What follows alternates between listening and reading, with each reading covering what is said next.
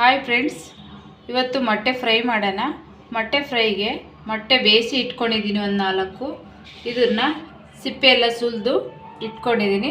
ಇದು ಸ್ವಲ್ಪ ಕಾಟ್ ಮಾಡ್ಕೊತಾ ಇದ್ದೀನಿ. ಈ ಥರ ಲೈಟಾಗಿ ಕಾಟ್ ಮಾಡ್ಕೋಬೇಕು.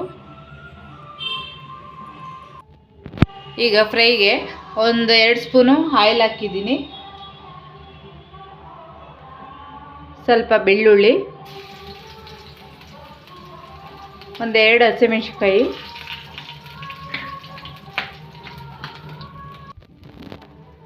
ಈಗ ಇದು ಮೆಣಸಿನ್ಕಾಯಿ ಬೆಳ್ಳುಳ್ಳಿ ರೋಸ್ಟ್ ಆಗಿದೆ. ಸ್ವಲ್ಪ ಗರಂ ಮಸಾಲೆ ಹಾಕೊತಾ ಇದ್ದೀನಿ, ಖಾರದ ಪುಡಿ, ರುಚಿಗೆ ತಕ್ಕಷ್ಟು ಉಪ್ಪು,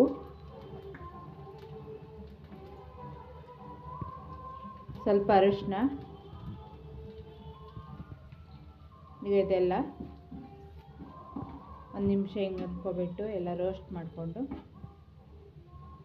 ಬೇಯಿಸಿಟ್ಕೊಂಡಿರೋ ಮೊಟ್ಟೆ ಇದ್ರೊಳಗೆ ಹಾಕೊತಾ ಇದ್ದೀನಿ.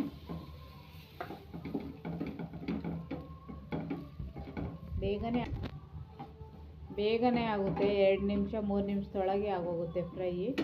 ಈಗ ಸ್ಟವ್ ಆಫ್ ಮಾಡ್ಕೊತಾ ಇದ್ದೀನಿ. ಫ್ರೆಂಡ್ಸ್, ರುಚಿಕರವಾದ ಮೊಟ್ಟೆ ಫ್ರೈ ರೆಡಿಯಾಗಿದೆ. ಯಾರಿಗೆಲ್ಲ ಮೊಟ್ಟೆ ಫ್ರೈ ಇಷ್ಟನೋ ಅವರು ಲೈಕ್ ಮಾಡಿ, ಸಬ್ಸ್ಕ್ರೈಬ್ ಮಾಡಿ, ಶೇರ್ ಮಾಡಿ ಫ್ರೆಂಡ್ಸ್.